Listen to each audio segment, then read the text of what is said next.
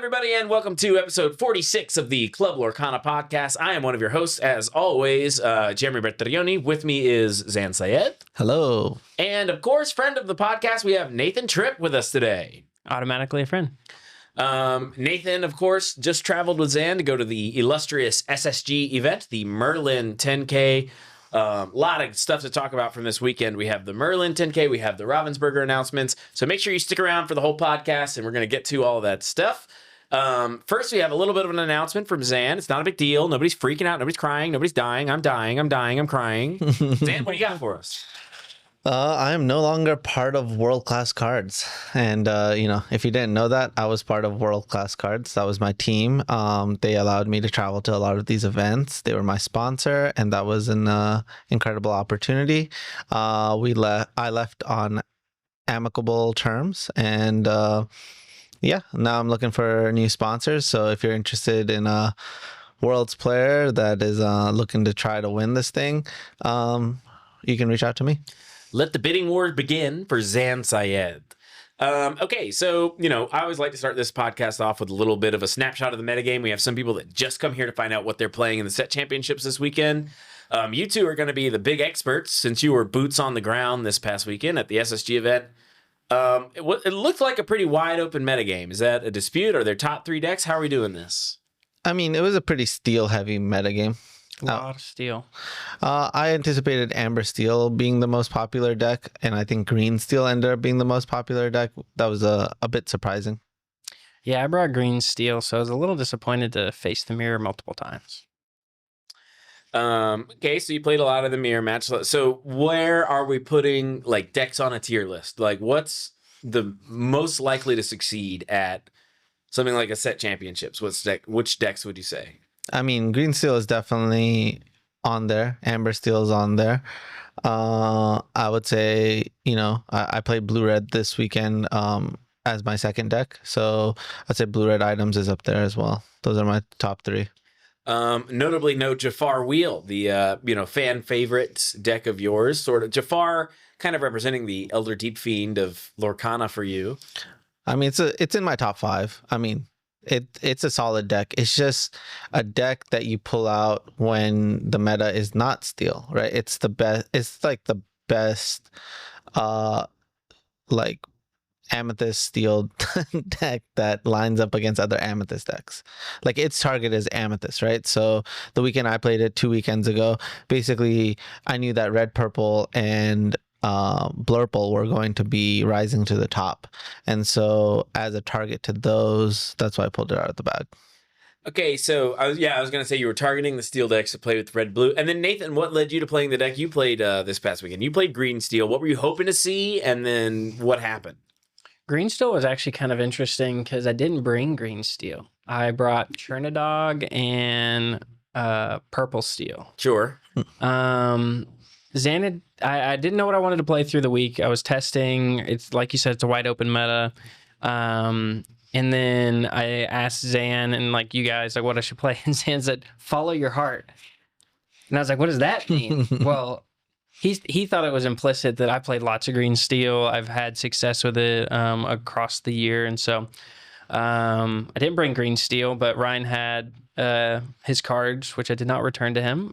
Just saw him a little bit ago. But Classic Nate. never loan me cards because I'm like a void, and so I always forget to return stuff. But it's a deck I'm comfortable with, and so that made sense to bring it. I really wanted to try Chernadog, but then we play tested it the day before, and I just couldn't win at all. Speaking of Avoid, the new Thunderbolts movie was so good. You got to go see it. I have not seen it. I know that. I just keep seeing new Avengers. What does that mean? It's a big twist in the movie. I don't want to spoil it for all of our viewers, but the asterisk next to the word Thunderbolts in the title sort of serves a bunch of purposes there. Gotcha. Interesting. It got good reviews. I liked it a lot. It was definitely about something. It was about depression, and the themes are pretty heavy-handed throughout the movie. We're sort of in an age of cinematic literalism, and I think that definitely was portrayed. But it was a good Century story, and it was a great Florence Pugh vehicle, so I liked it a lot. Yeah, she's crushing it. She's doing really great, and so that's why Yellow Steel Florence Pugh important deck in the metagame right now. Okay, so that's a little bit of the metagame. I mean, I feel pretty good. Is there anything else we want to mention? So we had red-blue, steel deck sort of out in force. Where does purple-red fit on this? Because during my space on Monday, we had a lot of people saying that purple-red was in a really good spot right now. I mean, they're the loudest people. They are. It was Terrace Black. It was. I mean, they're the loudest people. I mean, talking about cults, I mean, we should probably talk about Blue Steel, right? Blue Steel won the 10K. I think it was a bit of a fluke in the sense that, you know, sometimes a deck lines up perfectly. And also, I would say the pilot was one of like the creators of the deck. So it's someone who has a lot of experience with the deck.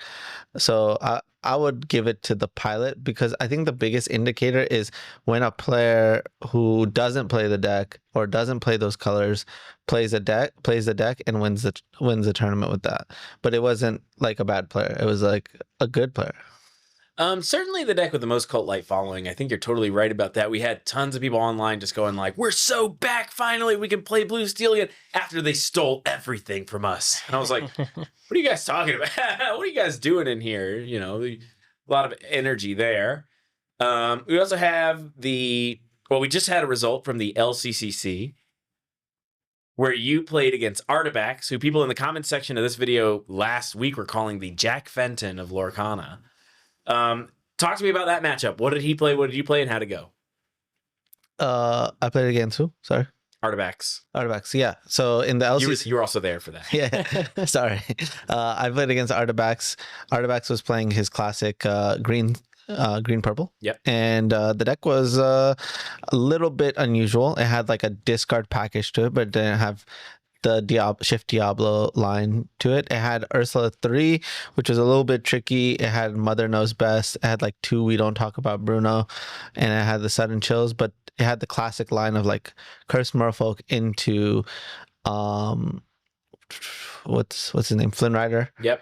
And so those things can be difficult. I won the die roll, so that put me in a really good position. I tested with Lorcana Bro, and we played 2 matches. I won both matches. I lost 1 game in the first match. And after when I lost that 1 match, I was like, oh, I understand this whole matchup. And basically, Lorcana Bro was like, no, can we play more? And I was like, no, we don't need it. I don't need it anymore. I feel really confident. So I identified a couple of things. One of the things I identified was like, can I ramp twice? If I can ramp twice, then I can put out a ramp twice with interaction in between. So what I mean by that is like, let's say I could play an item into Bell, or I could play a Bell because I go like sail into Bell, hardcast, right? Or Brawl. And then the next turn I can play a Maui Shark. Even though they have answers to Maui Shark, which are We Don't Talk About Bruno and Mother Knows Best, they're not straightforward answers, right? Because if I keep a card in hand, that means it's a 50-50 shot not hitting the Maui Shark, and then I can just play the Maui Shark again and it causes the same board stall. And so my plan was quite simple. It's like, you know, put a Bell out on turn 1, play a ramp spell on 2, and then we play a Grand Matala or a Scrooge on 3, and then, you know, we're trying to go for a Maui Shark. And so game 1, I feel like Artifacts had a shot, and there was like paths he could have taken to win that game. But game 2, I felt like I had everything I needed and more, and so it wasn't really particularly close. And so we didn't even have to go to a game 3. And then, you know, after that, you went to the SSG. You won the Merlin High Roller tournament. This was the Sunday tournament. I think 5K top prize, $100 entry. Zan, your fans are getting a little bored because I think you've won the last maybe like 2 or 3 weekends in a row. Yeah, it's 3 weekends. It feels great. So walk me through it. The Llama. Before the Llama, it was at Gubu with Blue Steel, the last iteration with Sheriffs. That's right. Good old Sheriff of Nottingham. That was in a row? And then the next weekend was the Llama? No, the next weekend we had off because the bans happened. That's right. There was no tournaments here. There was a tournament in Germany. And then I went to the Llama. the next weekend, and then I won that weekend with Jafar Wheel, and then we went to SSG. 3 weekends and 3 different decks. 3 weekends, 3 different decks. I don't like to spend too much time on this podcast talking about, oh my God, Zan's so good, Zan's the best, because obviously that's why people are here. But do you maybe want to speak to, I mean, you're on a dominant run. How does it feel? What do you attribute it to? Obviously, it's mostly because you're my friend and you get to consult me for advice. How does it feel? I'm not like trying to internalize that. Mainly, I'm trying to figure out like what's the next deck, right? How does what I did influence the meta? How do people react to that? Come up with their own thing, and then how do I beat that? Right? The better I get at that, the better I'm preparing myself for Worlds. And so, yeah, that's basically my whole shtick is figuring out the never-ending puzzle. Figuring out the never-ending puzzle and just happening to win every tournament I go to. All right, so that wraps up basically the meta report and the tournament reports. Nathan, next on the list, we have Ravensburger's big announcement that they made. Big week this week. It was a big week. We got a ton of stuff to talk about. I'm kind of blazing through it only because we just got a lot. We really want to talk about that. Yeah. Right. So they made a big announcement. The two big items. Number one, and this had the community a little bit in an uproar. We had Nathan Tripp get his boots on the ground and find out exactly what the extent was. Worlds is a closed tournament. They're not allowing spectators. There aren't going to be side events. There's no such thing as an LCQ. And what was the reaction from the community? Nathan, you're the expert on that. Yeah. As an LCQ winner, like we were all hoping that we could like maybe sneak our way into Worlds. There were some leaks last week, so they quickly hopped on a video for it was like a very short one, but they wanted to make sure because of the leaks that no one was going to book travel. And then in their follow-up announcement, Worlds is a closed event. They wanted to make it like a big spectacle for everyone at home. You can watch. There's going to be details to follow about how you can get your whole new world. But their previous announcement was that it was going to be a big spectacle in person. Yeah. And so a lot of people, including myself, didn't book anything this summer. Because we wanted to be able to go down. And even if we weren't able to play in an LCQ or play in Worlds, we wanted to be part of side events and be able to be part of this kind of like big first Worlds event. So you got a lot of different reactions. People are excited for Worlds, but at the same time, a lot of people are like disappointed. Ranging from some people, we'll talk about a little bit in who are the casters, but some people are disappointed about the casting side is NA favored by a lot. And some people are disappointed by the communication because we didn't receive more information about what's coming up. It's really like we're focusing on Worlds, we're focusing on the next set. I think there was a bit of negative, but honestly, there's also a lot of positive because there's a lot of excitement building of what's coming next. So I'd say it's like kind of a mixed bag. Kind of a mixed bag. And then would you since you're the expert, you can monitor this. You were talking before the podcast about how you were critiquing the people that were sort of the loudest voices in the community that were expressing disappointment because you said there was no call to action on their part. Can you like expound on that a little bit? Yeah, so there were various people that had openly expressed their disappointment, which I'm completely here for. Like, I think that, and again, myself, I'm disappointed that I can't do anything at Worlds, but you have to have like firm like call to actions or like change of behavior. Some of the things that they were calling out was the inexcusableness of Ravensburger's communication somewhere between August and October about there will be things for Worlds, and then they've changed. They gave reasons of one person on the team. They've expanded the team to like 4 or 5 people. But they just kind of talk about it. There's no like call to action, like what changes from the community. It seems at least from my perspective, Ravensburger is now like planting the flag. They have their new communication director who ran the They didn't call it a lore cast, but it basically was a lore cast. That was Greg Tito. Yeah, and I think they did great. I think they communicated a lot. It's way more information than we've gotten in 4 months. And I think that it's going to change, but like the call to action is that like we want more of this. Like we're going to say that like what do we need from Ravensburger? It's like more communication. Let's keep the information coming. But I think that a lot of the community just expressed disappointment with no like, okay, then what? Great. And then we also announced some of the casters. We have JDZ Quest casting Worlds. Super big victory here. I mean, this podcast is obviously a huge fan of JDZ Quest. He has a lot of nice things to say about me. Yeah, he's a super cool guy. Love it. He did a SSG, right? Yeah, he did SSG, and I saw him at the llama. We hung up. Yeah, Killing those Uncrustables. Yeah. So he soloed an Uncrustable in one bite at the llama, and then he, manhandled the SSG. So, Yeah.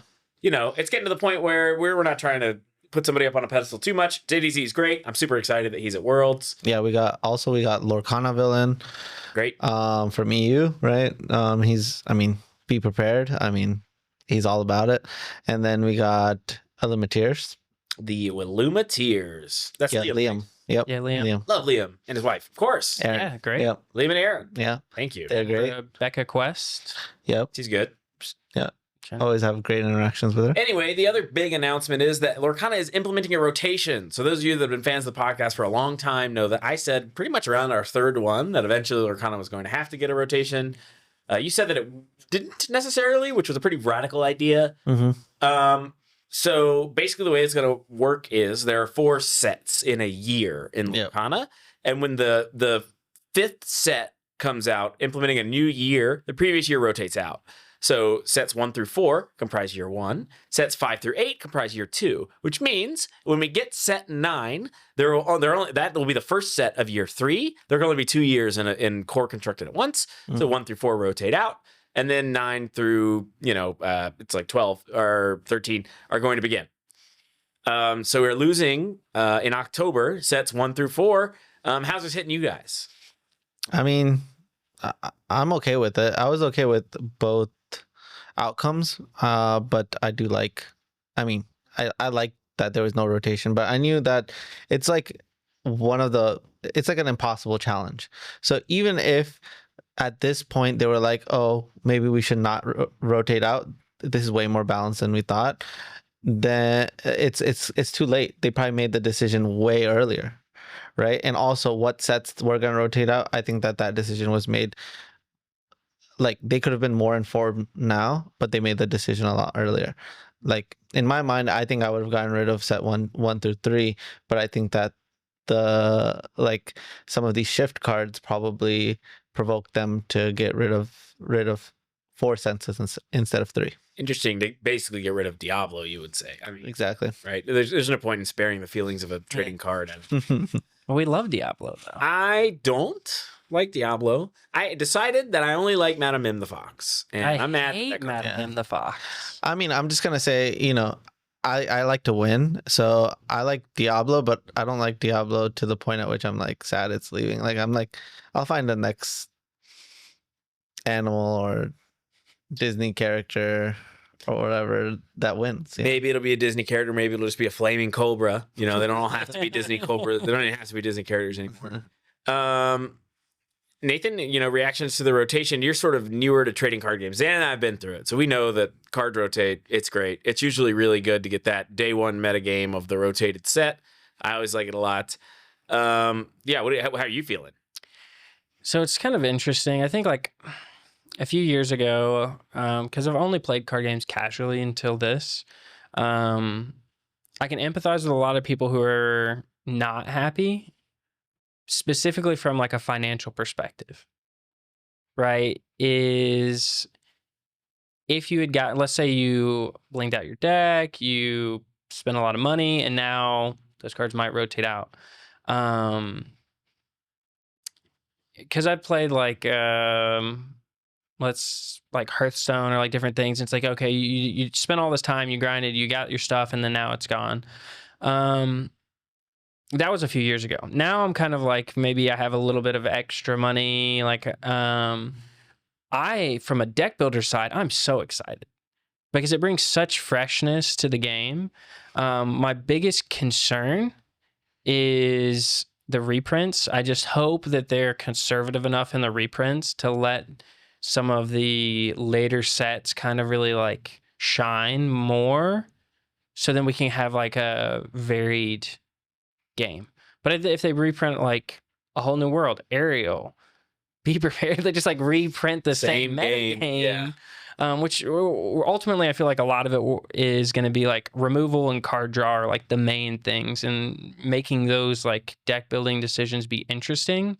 I hope that they lean into. Let me dispel a lot of the scaredness that people are feeling. You know, the way that you guys should think about this is, if you're thinking about Lorcana as a short-term investment, then only you lost money. If you think about Lorcana as a long-term investment, I think that any of these cards that are rotating out are going to maintain value, if not gain you tremendous value, right? We can, and since they've decided to do another format, like a format that incorporates a lot more cards, all it's going to take is this Infinity format is one of the DLCs to be named an Infinity DLC. And the moment that happens, then those cards actually gain value, Skyrocket. Especially the ones that don't get reprinted. They have promised in their announcement to support Infinity, the format that is the eternal format of Lorcana, at both the DLC and the local game store level. So, and I think that they said that local game stores will be able to choose between like how they want to run events. They said, you know, your community, you support your community how you want. DLCs will start with side events is what they said, but then obviously eventually they might put into main events, which I think that'll be exciting too, because then eventually you have, but then I know you said, Zan, that it kind of splits the game. Let's say that eventually we do have Infinity format and we have core constructed. Like, does it split the pro player base? Like, I haven't seen that in Magic, but I know that there are a lot of different ones. It does split it. A great example is, you know, Lorcana Bro. Yeah. Right. Lorcana Bro was a legacy only Magic player, which is I didn't know. Isn't Legacy more expensive? It's the most expensive besides Vintage. Yeah, it's the most expensive besides Vintage, but your it's average really cost per deck is like $2,000. Yeah, because the lands that you play are like $600 each or whatever. It's more than $2,000 actually. Well, you can play Dredge.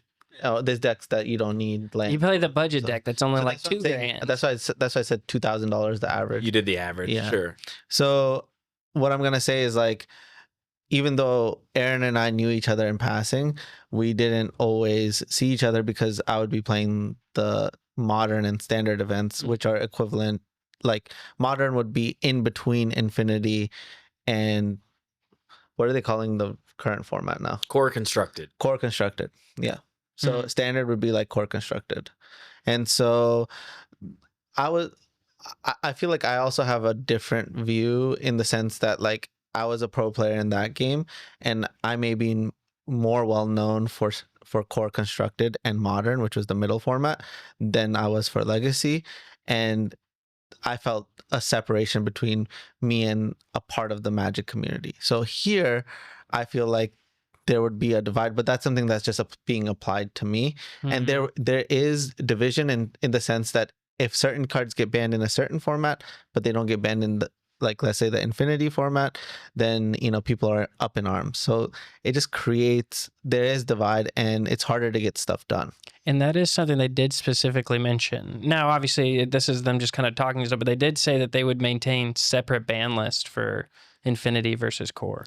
On the other hand, you know, when there's two formats, you can have different printings of different things be exciting for different classes of people.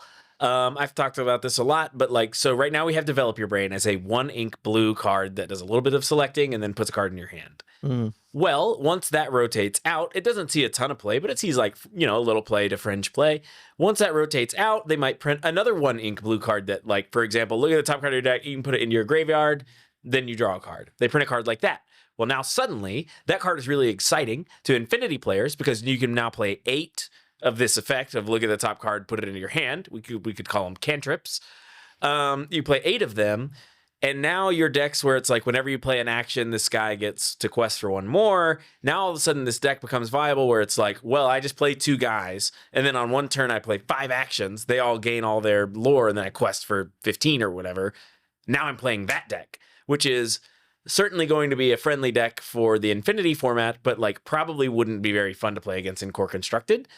So you have this, there's a lot of good opportunities here for the 2 formats to feel really different and for spoiler season to affect people in different ways, because the Core Constructed people aren't going to be that excited about the 1 mana, look at the top, put in your graveyard, draw a card. But the Infinity players are like, oh yeah, that's everything we need. It's boom, let's go. There's a balance here that needs to be maintained, and that balance is like a near impossible task, right?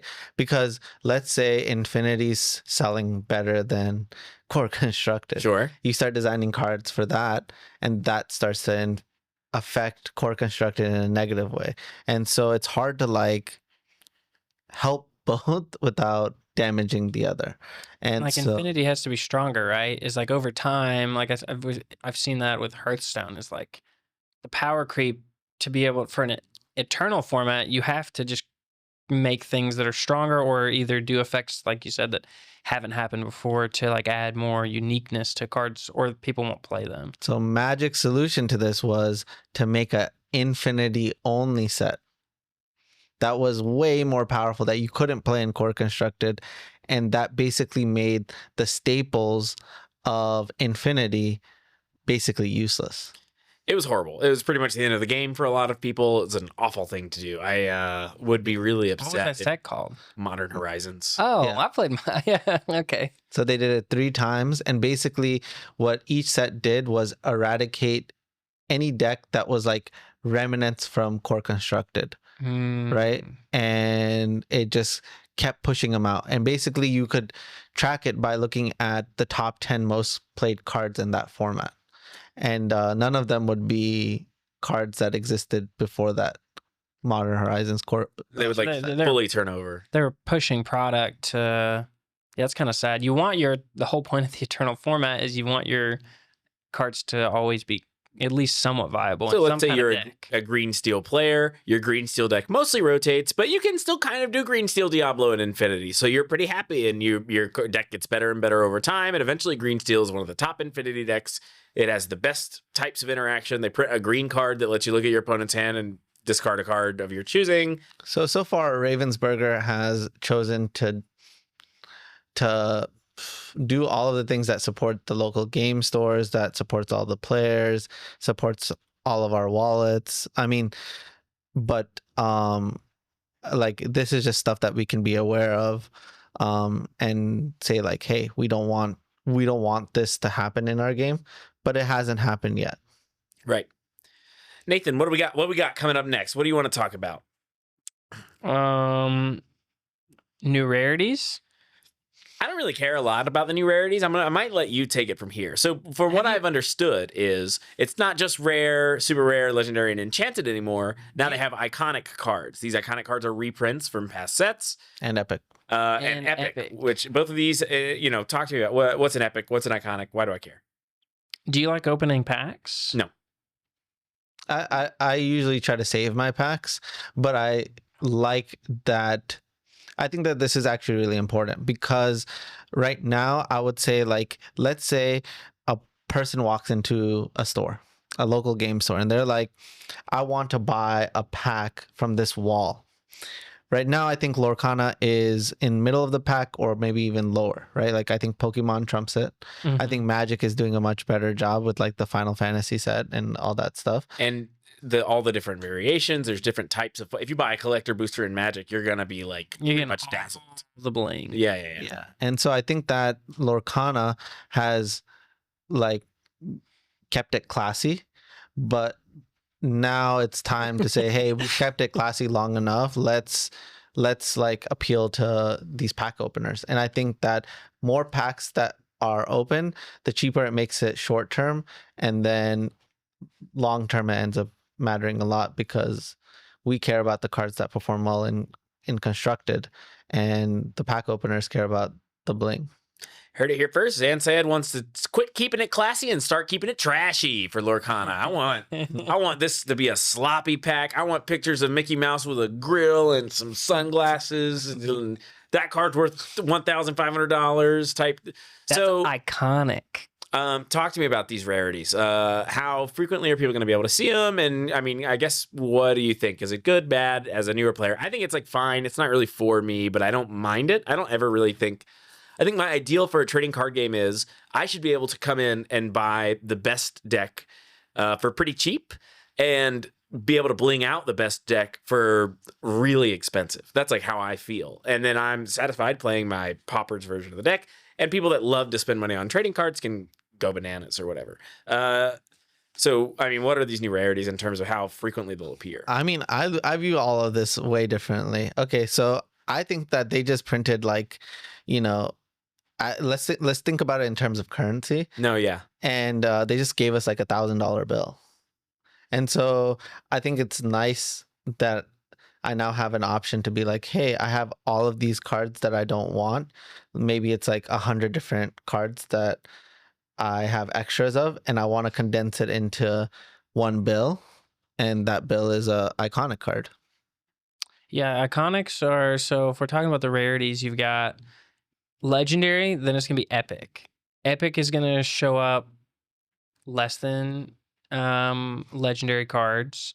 I don't remember the exact amount. 25 is like ringing in my head of like how many there are in this set, but don't quote that.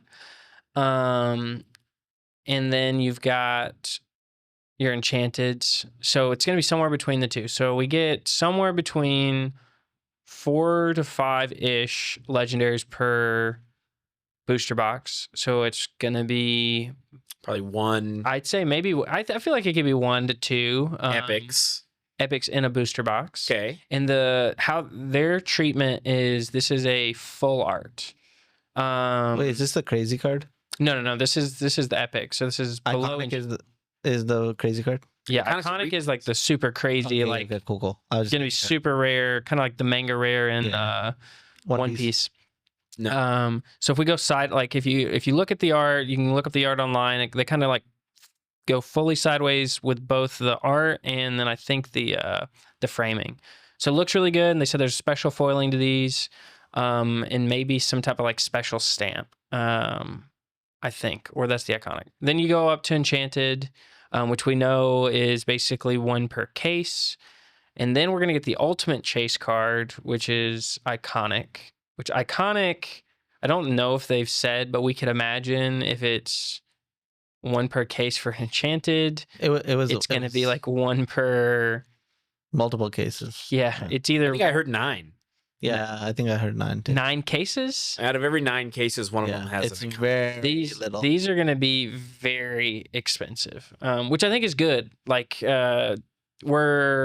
want there to be similar to DLC promos, special promos from their events. We want there to be these chase cards that we can, like you said, stack a lot of value into, very low quantity, for people to both feel really good about opening, but then feel really good about collecting, and then also feel good about selling, because these are going to hold value. You can hold them, or you can sell them now, make back your investment for whatever you bought into your few cases, and you're going to be like, if you buy 1 booster box or 1 pack and you open an iconic, you're going to lose your mind. I don't believe in it. Mark my words, viewers, if I open an iconic card, I'm throwing it in the toilet. Will you play with an iconic if you open it? Sure. I have no sleeve. If it's meta playable, you play your iconic? I'll put it in my sealed deck. No sleeves. All right. This is, we got it here. Timestamp. Jeremy has to play an iconic if he opens it. Yeah, I would play it too, but with the sleeve. I would definitely play it with a sleeve. I think that I could not. I'm not do that cool. No sleeves. I'll play it in 1 tournament, and then I'll film myself throwing it in the toilet. No, don't do that. I think the last of like the main announcements we have is DLC news. We kind of talked about it a little bit earlier. We have the Worlds date. Yep. Super excited for Worlds, end of June. How are you feeling about that? I mean, I feel great. I'm super excited to play in it. I'm kind of sad that, friends and family can't attend. it is quite nice seeing familiar faces, but it'll be like a locked in tournament, small field, and we can feel each other's breath. Yeah, and they said they I'm just gonna call it Lorecast because I don't know what else to call it. They wanted you guys to have like a premium experience, that it's like all about you. I know that you guys have like multiple days down there. It's gonna be, I think it's gonna be great. I think it's gonna. I'm really excited for like the production quality. It's also a really big deal for all of us to tune in. For anybody who wants to be a part of the next DLC season, they said on the Lorecast that big news for the DLC should come out with the World's broadcast. So that'll be another reason to tune in beyond just watching you guys. Honestly, I want to go play in a DLC, so I'd be excited to hear an announcement about that. Yeah. First DLC, my assumption is probably going to be post-rotation, obviously. I don't think they're going to squeeze it in July. And if I'm going to shot call, I'd hope it's going to be end of September. It'd be really funny if DLC ticket sales go live with the broadcast because it selects out all the people who are at Worlds. So Zan will be like, how was I supposed to get a ticket? And me and you were like, we're going to the DLC, baby. I think that'd be great. I think that's only fair. They're already at Worlds. They're already at Worlds. Well, they need to go to a DLC pool. I want to play. I'm going to try to play every DLC. No. Do you think that they're going to, how much bigger do you think they're going to be? Do you think they're going to be the same size? I mean, they should be bigger. I think that they should. I think that they're going to keep them at the same size. I think they're going to be smaller. Really? Yeah. I think that they're going to be the same size. They're just going to happen more frequently. They're going to have more cities. And I really hope that they stagger the European and the US ones, because I would like to have the option to go to some European ones. They had a lot of overlap last time where it was like within the same weekend. We were running a bit where basically, so for the Japanese tournament, Zan has to learn Japanese to go play. And he's like, I'll do it. I'll learn Japanese to go play. And so Ravensburger, the company, was actually just designed to create like the perfect like humanitarian. So like for the next tournament, it'll be like, you have to learn German. And Zan's like, I'll learn German. And then for the next tournament, it's like, you have to win a Nobel Peace Prize. And Zan's like, that's easy. I can do that. And he like discovers like fission or whatever. And then like for the next tournament, you have to donate X to like philanthropic causes. And so Zan's like, that's fine. I'll just end world hunger. And then so Ravensburger is, through the mechanisms of Lorcana, creating a human being that is like the like apex of like good for humanity. What are your thoughts on this theory? I think that honestly, card game players would snap that off. So maybe we should try that. Zan's like, all I have to do is win a Nobel Prize and I can go play in a DLC. That's not bad. And we're like, okay, dude. It's like, whoa. Yeah, I mean, I would do a lot to go play in a card tournament. And then we're like gaming the system. You're like, okay, so 3 people can like win a Nobel Prize at once. All 3 of us can qualify for the DLC if we just solve this, and it's like nuclear fission. Do it easy. I'm listening to sci-fi books. Avatar. Well, not yet, but over the course of the requirements to play in Lorcana tournaments, you'll get there. Yeah. Yeah. I am learning about a lot of different colors. Yeah, I mean, you're going. We were talking about that this week, and it's like going through the checklist of all the different colors. You gotta put those different jewels in your crown for winning a tournament with a color combination. This is an infinity gauntlet. Yeah. And so, with our last couple of minutes, we should talk about some of the spoilers. They also revealed some cards from the new set, Reign of Jafar. I'm wondering if every 4 sets is going to be villain set, because we had 3 sets and then Ursula's Return. We have 3 sets and then Reign of Jafar. It's possible that they are looking to end their year of cards with a villain set every time. Thoughts? Excited?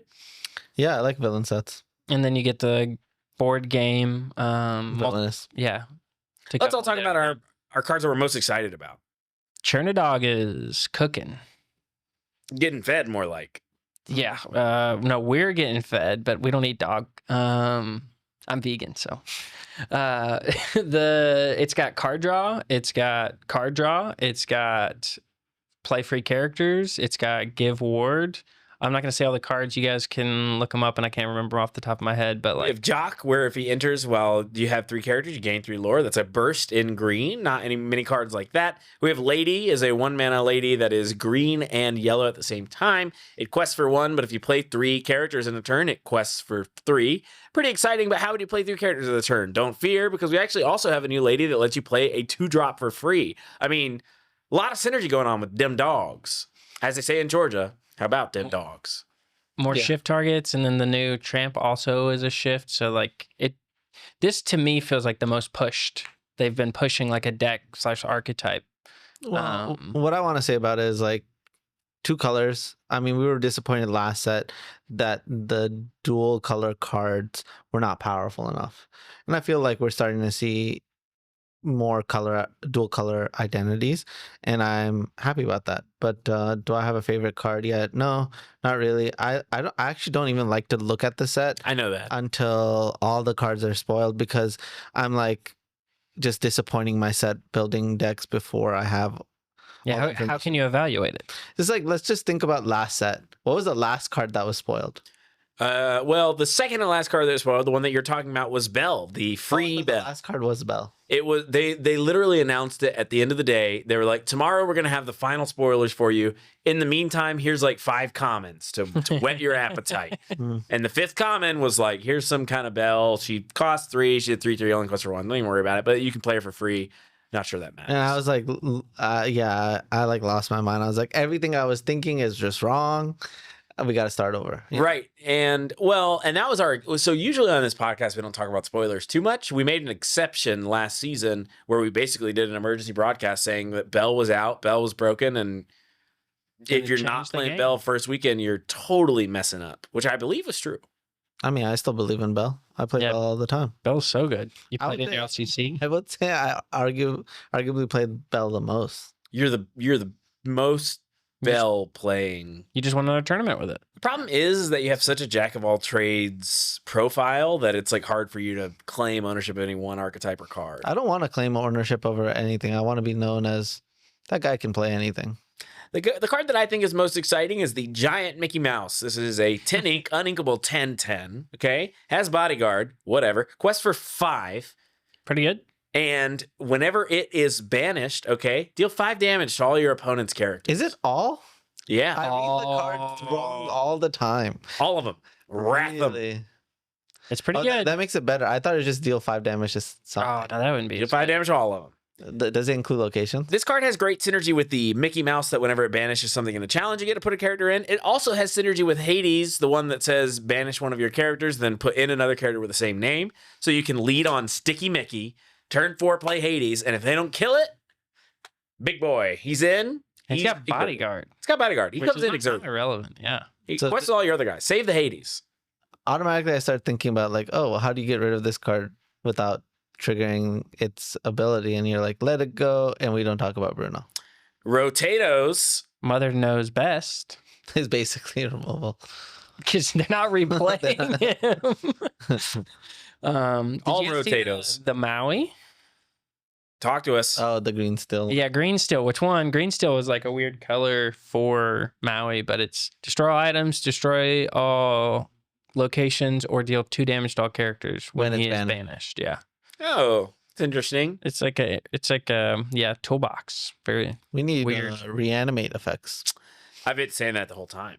Reanimate would I mean, I don't want awesome. them, but I mean, that's what these cards are screaming. They're like, I want to reanimate out of it. Bring them back, let them die. The problem is they printed so much good steal, draw a card, discard a card, one cost. that it's just so easy to be like, whoop, and then there's Giant Mickey and go. And if the reanimate thing costs 3 or 4 or 5, they're like, oh god, they're gonna get it out of there so fast. Right? It could bring Red Seal back onto the map.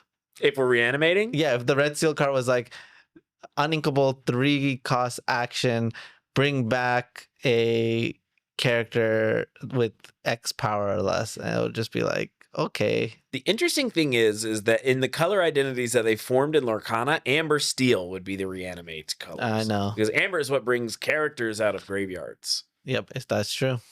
So I'm down for Amber Steel 3, character out of your graveyard, into the battlefield, uninkable. Let's do it. I'm down.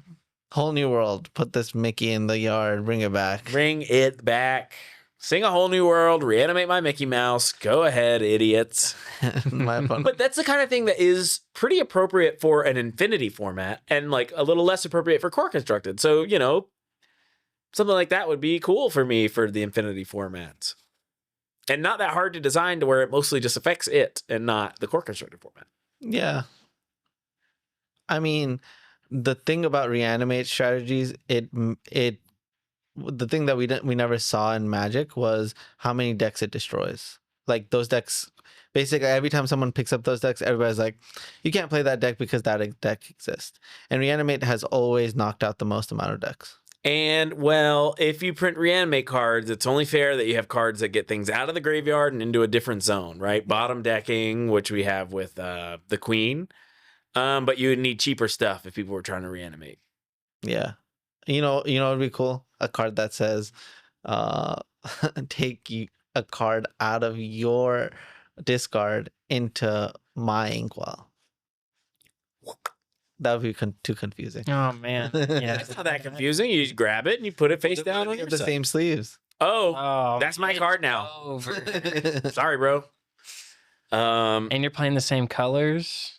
There's also a new Bambi. It's a 1/1 that quests for 3. I think it costs 3. And whenever they play a character, you return it to your hand. And also when it ETBs, you gain a lore. Could a card like that see play? Do you think it's pretty good? I think you're threatening to gain a lot of lore in Amethyst. It's an interesting card. Is it good? I don't know. I don't think it is. I think that Steel just kind of says it's not good. I'm a huge Bambi fan, so I want the character to be good.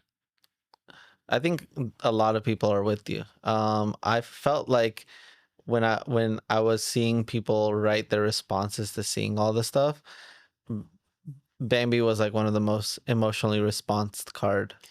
Oh, yeah, they said that they were also going to do Darkwing Duck. They said they're going to do Gargoyles, which, I mean, everyone's really excited for. And but then I'll tell you Goofy what. movie, Goofy movie, that's great. Power Line. Oh, once he gets a card, they better make that card good. What color is it going to be? Is purple? Purple, yellow. No, Powerline's just going to be purple. Purple, yellow. It's gonna be he's gonna have a song, and he's gonna be a singer, obviously. Oh, yeah, he's going to be a singer. He's going to be a dancer, too. You get a new mechanic where he's also a dancer. So doesn't that make him Amber? Steel? Yeah, it makes him Amber, not necessarily Steel, but it'll probably see a lot of play in Steel. I'm super excited for Powerline. I'm also super excited. Honestly, we have like the Lost Boys pact where if you win like a DLC with, you have to get a tattoo of one of the cards. I'm still getting a popsicle. I'm not. I'm getting a popsicle right here. I'm gonna start playing a lot more Bambis so that I can get a Bambi get a Bambi tattoo. Bambi's BA. It's really how I feel. Oh, interesting. I saw my dad this weekend. How was that? And that's the podcast, everybody. Make sure that you follow us on YouTube. Right now, here's Syed's channel. You can find me on Twitter at MoxJeremy. Formerly Twitter, now X. I run a space every Monday mornings at 8:30. Last space was especially lit. We had a ton of great conversation. R&B and the rest of the Blue Steel cultists kind of took over for a while, which I think was a ton of fun. JDZ Quest hopped in, DKP hopped in, ZAN Syed listened. So yeah, join us for the space. And I'm always cooking good stuff to bring watchers, listeners. And then ZAN, what do you want to plug? I mean, you're already here. Nathan. Just Nathan Tripp on X and vibing. We'll figure it out. All right, thanks. Bye, everybody. Peace.